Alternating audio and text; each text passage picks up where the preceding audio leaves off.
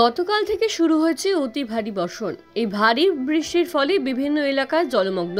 পাশাপাশি ফারাক্কা ব্লকের বাহাদুরপুর পঞ্চায়েতের অন্তর্গত বাগদাবরা ঘোষপাড়ায় হঠাৎ মাঝরাতে একটি বাড়ি ভেঙে পড়ে যায়। পরিবার সূত্রে জানা যায়, ভারী বৃষ্টির কারণে কাল তাড়াতাড়ি খাওয়া দাওয়া করে শুয়ে পড়েন। হঠাৎ করে রাতে দেখে বাড়িটি একদিকে কাত হয়ে গেছে। তড়িঘড়ি বাড়ির সদস্যরা ঘরের বাচ্চাদের নিয়ে বাড়ি থেকে বার হয়ে যান। রাতে ঘর থেকে বার হওয়া মাত্রই হুড়মুড়িয়ে ভেঙে পড়ে বাড়ির ছাদ ও বাড়ির একাংশ। বাড়ির সদস্যরা ঘর থেকে বার হতে পারলেও বাড়িতে থাকা গবাদি পশুগুলো কোনোভাবেই বার করা সম্ভব হয়নি, যার ফলে মৃত্যু হয় বেশ কিছু গবাদি পশুর।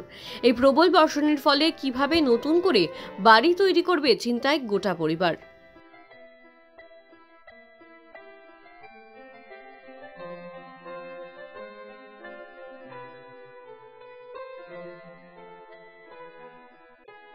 ঘটনা রাত্রে 9টার সময় হয়েছে। গরু বাছুর সব ছিল, বাহির করতে পারিনি। বাহির করতে যাওয়ার আগে পড়ে গেল সব। আমরা বাইরে এসে বসেছিলাম, জলে জলে বসে আছি সবাই। দিয়ে সকালে সবাইকে ডেকে গরুটাকে বাহির করে দিয়ে জঙ্গলে ফেললাম।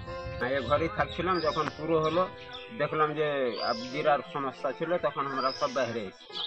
বকরি ছাগল ছিল, সব ভেড়ি ছাগল এক দুটা বাহির করতে পেরেছি, বাকি সব ঝোড়ো পাইনি।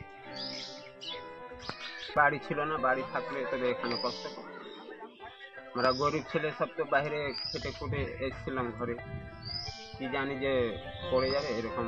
অত অত বর্ষা হলো, পড়লো না, দিয়ে বর্ষাতে পড়ে না। একটু গাঁয়ে ঘরে সবকে দেখলাম। মেমর এসেছিল, মেমরকে ডেকে নিয়ে এলাম ওর বাড়ি থেকে সুখচান ঘর।